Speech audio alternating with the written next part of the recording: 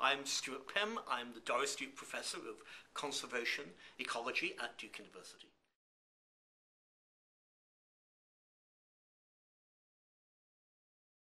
My field is conservation science. I'm concerned about preventing species from going extinct, of maintaining the rich biological diversity of our planet, so it's there to hand on to, to my children and grandchildren and countless generations to come. We didn't even have a field of conservation biology until about 25 years ago. We now understand that the science of conserving biodiversity is hugely powerful.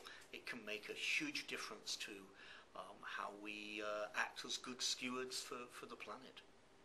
When I was in my 20s, I was a fairly traditional ecologist. I went out to Hawaii.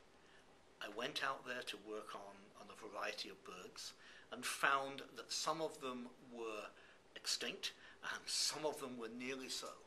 And I began to realize that unless we developed a science of extinction, we understood why species were going extinct and found ways to prevent it, that 30, 40 years from then, which is now, we would be living in a world that would be much poorer, that we would have lost a lot of biological diversity.